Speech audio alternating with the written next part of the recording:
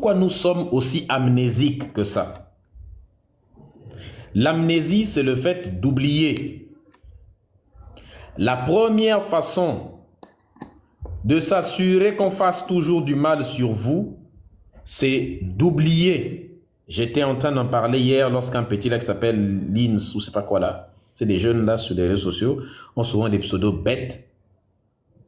Lanus ou c'est pas Linus, un truc comme ça là, avec le drapeau d'Israël.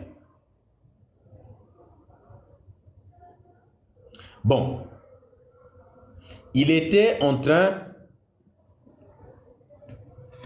d'expliquer que on n'oublie pas la première façon de voir les horreurs se reproduire sur vous, c'est de les oublier.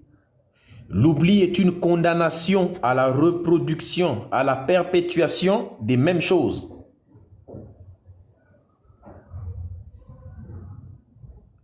L'élection du pape a eu lieu récemment.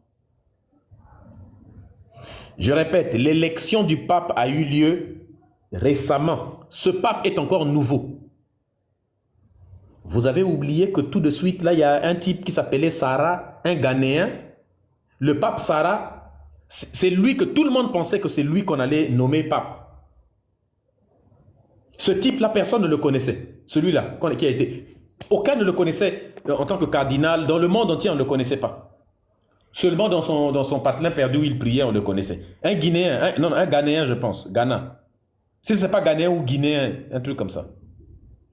Vous vous souvenez, il s'appelle le pape Sarah ou Sarah.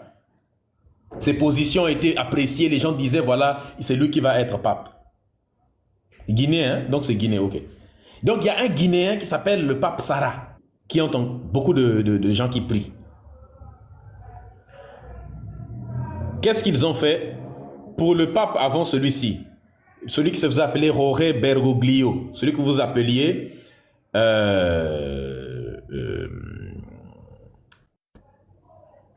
s'appelle comment? François.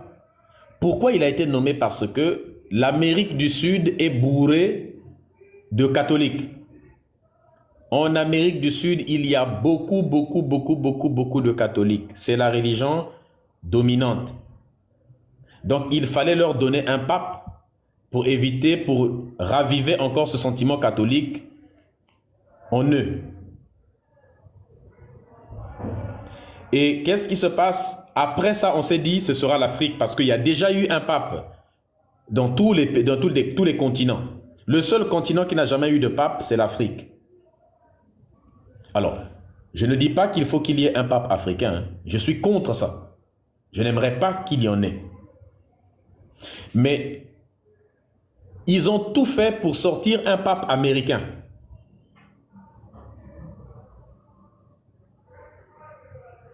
Ils ont sorti ce pape.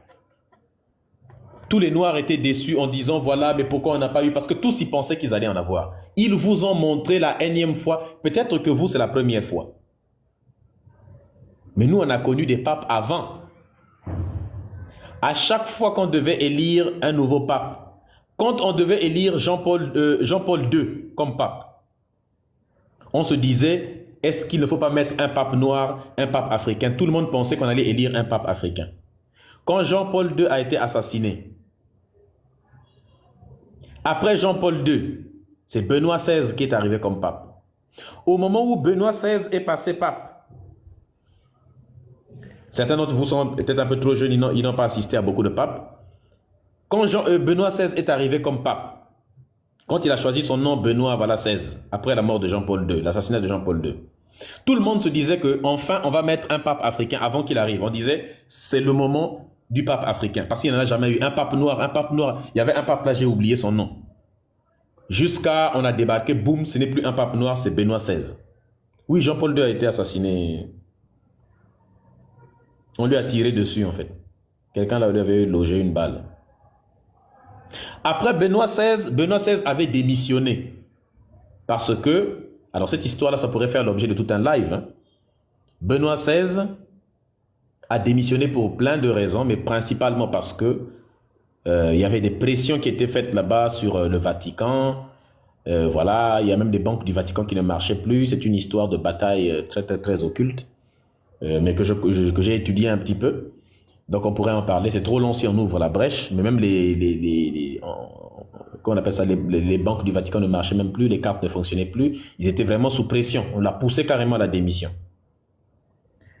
Quand il a démissionné, tout le monde s'est dit, bon, en plein 21e siècle, là, depuis un moment donné, il faut quand même un pape noir. Tout le monde s'est dit, c'est le moment.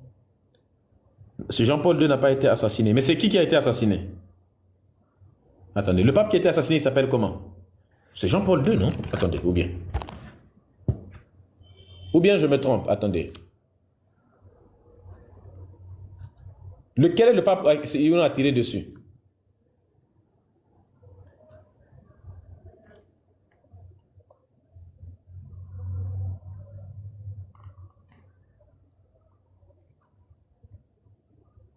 Ou bien il avait survécu?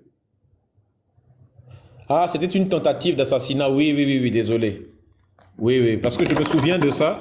C'était une tentative d'assassinat. On lui avait tiré dessus. Oui, voilà. C'est Jean VII qui a été assassiné, Étienne VI a été assassiné, Léon V, évidemment, a été assassiné, Jean X, Jean X a été assassiné. En fait, bref, il y en a beaucoup qui ont été assassinés. Jean-Paul II, c'était une tentative d'assassinat. Jean-Paul Ier était mort dans la nuit, on pense lui aussi qu'il a été assassiné. Donc, il a pardonné à son assassin. Oui, oui, oui, excusez-moi la famille. Donc, c'est Jean-Paul II. Il avait été, l'autre là, il n'était pas mort finalement. Tapotez s'il vous plaît. Oui, Jean X a été assassiné. Et puis, Léon V, dont on a l'habitude de parler souvent, il a été assassiné aussi. Voilà. Donc, c'est une tentative d'assassinat, excusez-moi. Donc, et puis qui d'autre? Benoît XVI, celui qu'on appelait Joseph Ratzinger. Lui, il a été, comment on appelle ça? Il a démissionné. Et après lui, c'est là où on se dit, bon, c'est le noir finalement qui va venir. Vous pouvez même trouver les extraits de journaux à la télé, on disait, voilà, c'est un pape noir va être élu. Et il y a un pape là, il y a toujours des noirs à côté, on monte toujours à la télé pour séduire un peu les Africains. Et après, boum, c'est un pape américain qui arrive. Sud-américain. Après le pape sud-américain, celui-ci vient d'être empoisonné, parce que faut voir, hein, je pense qu'il a été empoisonné pour qu'on mette un nouveau pape. Le regardez, il devenait tout gonflé avant qu'il ne meure là. Après, là, c'est celui-ci, ce pape américain. Vous oubliez quelque chose, les Noirs catholiques. L'Église catholique est probablement l'institution la plus raciste du monde. L'Église catholique a une histoire avec le racisme qui est très longue. Et aujourd'hui, tous les groupes néo-nazis d'Europe, tous les groupes ultra, qu'on appelle de l'ultra-droite, sont constitués de fervents catholiques. Le Front National, le GUD, tous ces groupuscules en France, des collectifs comme les Némésis et tous les autres là sont constitués d'enfants de catholiques et de catholiques. Ce sont des catholiques. Le parti de Viktor Orban, c'est des catholiques. Fratelli d'Italia, Giorgia Meloni est une fervente catholique. Et tout son parti Fratelli d'Italia, qui est le parti qui descend directement du parti de Mussolini. D'ailleurs, il y a les anciennes vidéos, des interviews de Giorgia Meloni, qui exprimait, quand elle se lançait en politique, elle exprimait sa sympathie envers Mussolini. Il y a aussi l'AfD. En Allemagne, le parti qui a le vent en poupe actuellement, c'est l'AfD. un parti qui regrette beaucoup Adolphe. Et c'est des fervents catholiques. Vous pouvez faire la même chose dans à peu près toute l'Europe. Vous verrez que souvent, des gens qui font partie des groupes d'extrême droite ou d'ultra droite sont des catho-intégristes. Ce sont des catho-intégristes. Parce que l'Église catholique a une longue histoire avec la colonisation et l'esclavage. On vous parle souvent de la bulle papale de Nicolas V, où le pape Nicolas V avait mis en place une bulle en 1454, vous vous souvenez, pour déclarer, c'est une bulle extrêmement raciste, qu'il fallait aller convertir les Noirs, il fallait aller occuper leur territoire, leur principauté et prendre tous les biens qui leur appartenaient. C'est l'Église catholique qui a légitimé l'esclavage et la colonisation. Et qu'est-ce que vous faites? Vous partez accueillir le représentant de cette Église. J'ai déjà fait un live ici où je montrais tous les crimes de l'Église catholique. Tous les crimes de l'Église catholique. Vous vous souvenez?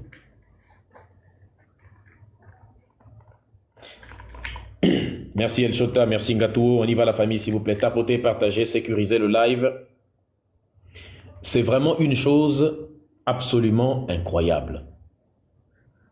L'Église catholique est l'institution qui a participé à mettre en place une idéologie de légitimation de l'esclavage.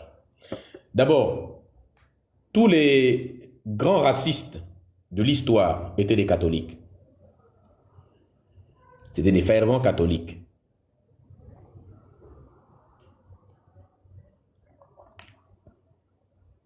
C'est l'Église catholique qui a expliqué que les Noirs seraient des SINGE. Elle a commencé par donner le prétexte en utilisant la malédiction de soi-disant Cham.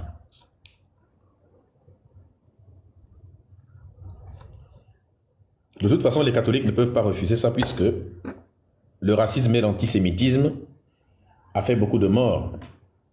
L'Église catholique s'est fait de l'argent sur le dos de la colonisation et de l'esclavage, a envoyé des missionnaires qui partaient fouetter, ceux-là même qui procédaient à des pimentades. Allez écrire pimentade sur Google et revenez me dire ce que vous lisez.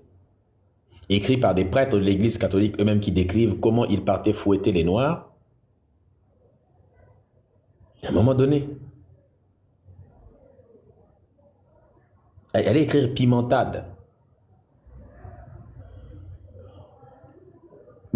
On prenait le piment, on met dans un seau, dans une bassine, avec l'alcool et le citron.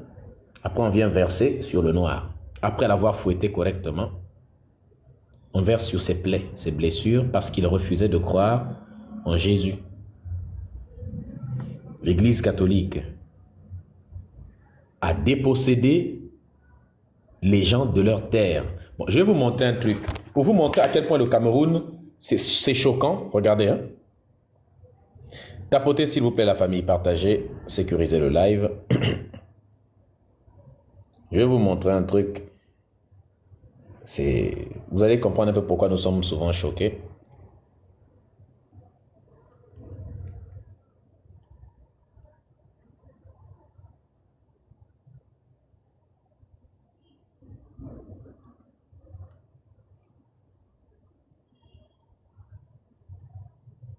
C'est dingue.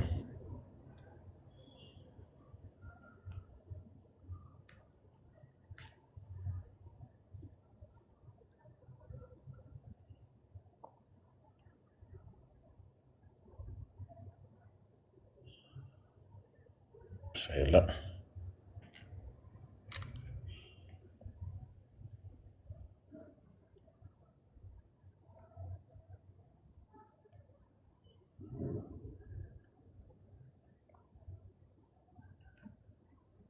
vérifier ça. Bon, désolé, hein, je devais prendre des images. Donc, est-ce que vous êtes là, vous m'entendez?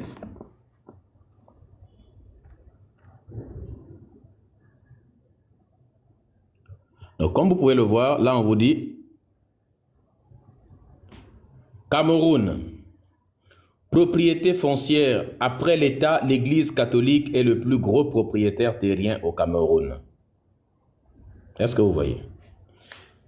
C'est-à-dire que après l'État, le plus grand propriétaire terrien au Cameroun, c'est l'État, c'est l'Église catholique. Comment une église peut être le plus grand propriétaire? Comment dire? On appelle ça l'accaparement des terres.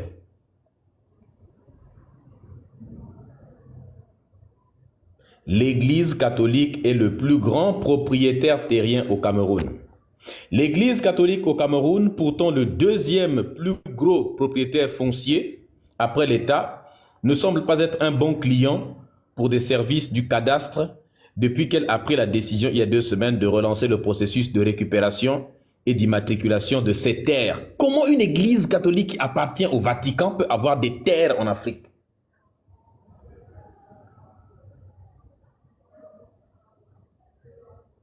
Est-ce que vous voyez un peu?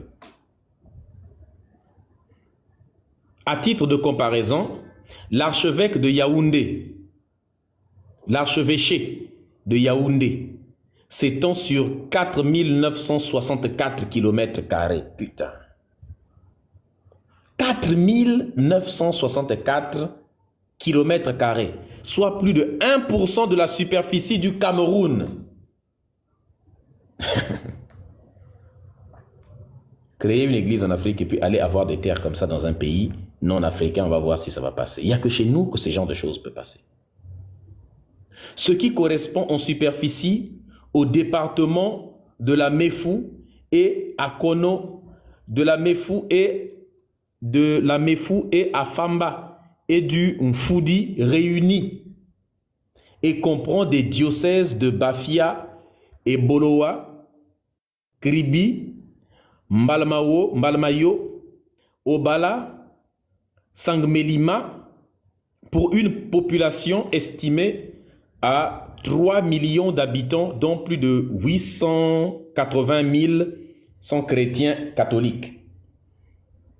Elle est aussi composée de 132 paroisses, 363 prêtres, séculiers et religieux, qui évidemment ne travaillent pas, dont ils sont payés pour faire du bruit, 419 religieux, 468 468 religieux, une université catholique répartie sur 3 campus, Caron, Messa et Nkolobisson, 104 écoles primaires,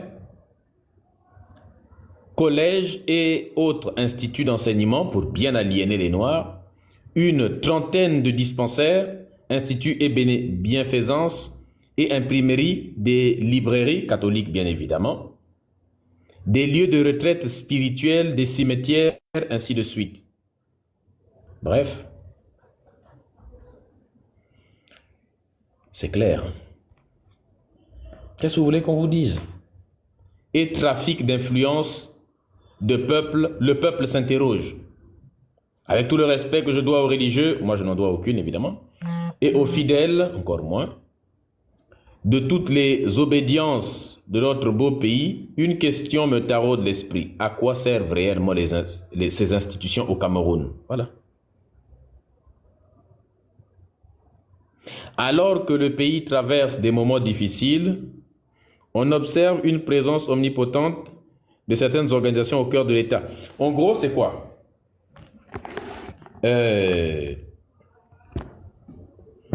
Pape Azali Nanou na Cameroun. Bon, SKD sort avec une Congolaise, ça c'est clair. Ça fait 2 fois que je lis des phrases. Depuis hier c'était hier, aujourd'hui ou hier là, j'ai vu, il avait écrit une phrase bien écrite en lingala. Aujourd'hui, il récidive encore. Lui là, il sort avec un Congolais. Il faut bien vérifier cette affaire.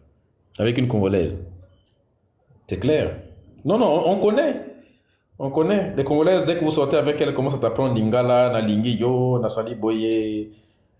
Moutakala, voilà, ma belle, elle commence à te dire des choses comme ça. Forcément. Elles apprennent toujours le lingala à leurs copains. Donc, lui là, il sort avec une Congolaise, c'est clair.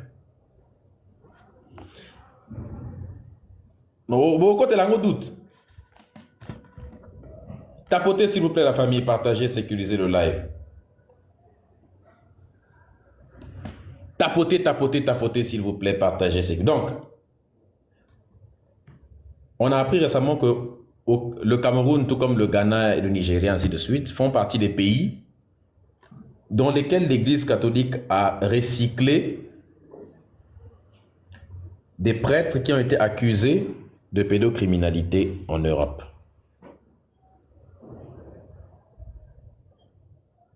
Est-ce que vous voyez un peu? En Europe, on accuse des prêtres pour pédocriminalité, pour miel sur des femmes et des enfants. Qu'est-ce que l'Église fait? Au lieu de les condamner, l'Église les envoie en Afrique pour les recycler. Et là, il suffit d'un petit voyage en Afrique pour le pape pour jeter la fumée sur le visage des Africains. Est-ce que vous voyez un peu?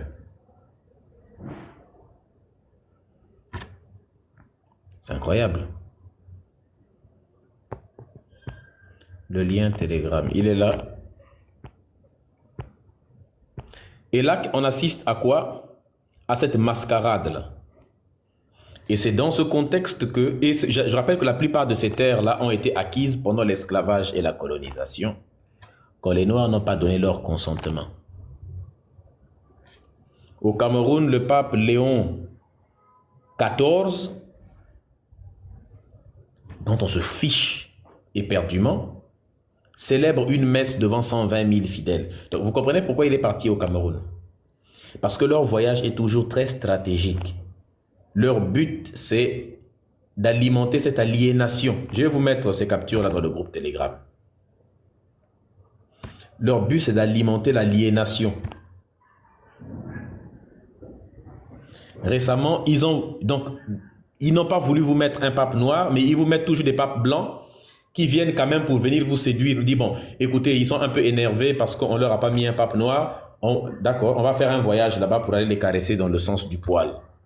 Et j'ai vu des commentaires bêtes, des femmes en train de dire, le pape, moi j'ai voyagé, j'ai quitté de mon pays, vraiment, je suis arrivé, vraiment, j'ai vu le pape, vraiment, il est jeune, je l'ai vu, c'est la première fois de ma vie, vraiment, j'ai pu voir le pape. Un autre couillon est venu pour dire, j'ai même touché le pape, vraiment, c'est la plus grande des bénédictions de toute ma vie.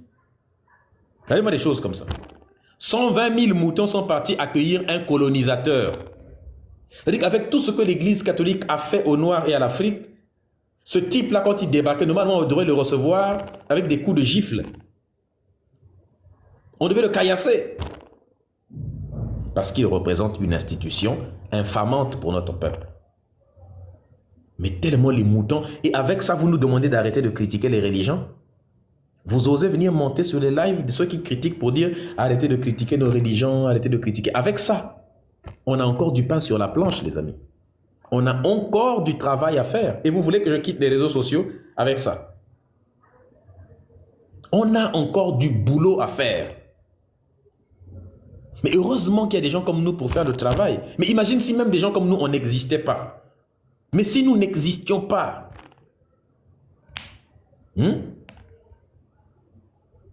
il faut copier le lien et coller sur Google. 120 000 fidèles à Douala. Et pour accueillir ce couillon, ils ont fait ça, des pagnes. Ils ont créé des pagnes spéciales pour accueillir le pape. Et ça se vend 16 000 francs CFA.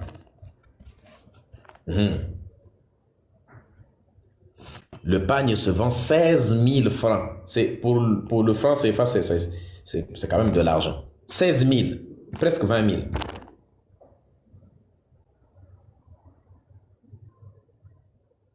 Et ils ont tous porté, des hommes ont fabriqué des chemises, des pantalons avec ça. Les femmes ont fait des pagnes avec le visage d'un blanc incolore. Mais c'est pas possible ce peuple-là. Mais ça, c'est quel genre de peuple, vraiment? On essaye de sortir les gens de l'aliénation. Qu'est-ce que vous faites? Vous prenez le visage d'un blanc, vous venez greffer sur vos pagnes et vous le portez fièrement, alors que... Mais quand est-ce que vous allez arrêter? Est-ce qu'eux, ils font ça pour vous? Parlons d'autre chose. Les choses qui énervent, les gens ne vont jamais s'en sortir. Hein? C'est dingue.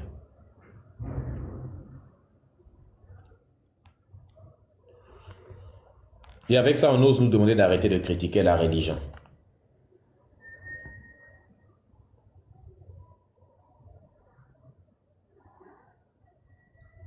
C'est dingue, hein?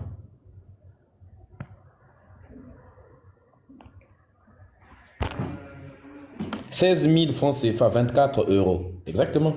16 000 francs CFA, c'est à peu près 24 euros. Et pour 16 000, 24 euros en Afrique, c'est pas rien. Donc, ils sont tous partis payer 24 euros, 16 000 francs CFA pour acheter ce panier-là.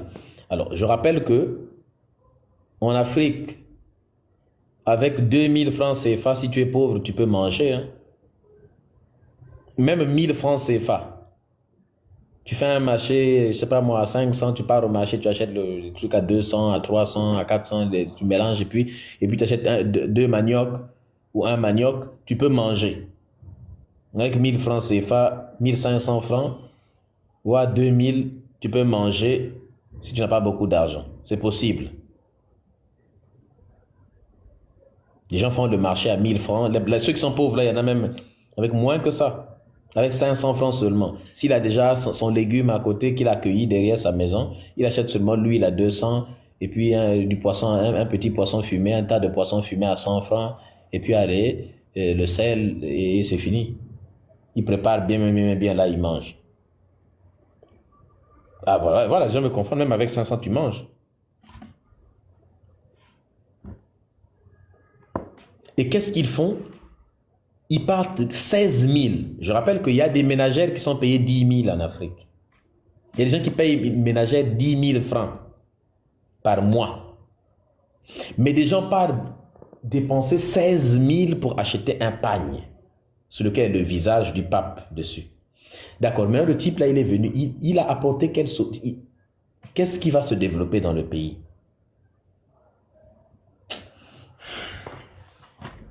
Ah, le peuple est aliéné. Si on parle, oh non, nous on parle. Les religieux montés, on va débattre. On va continuer le travail d'aliénation, de désaliénation. Parce que si vous êtes religieux, faites vos demandes.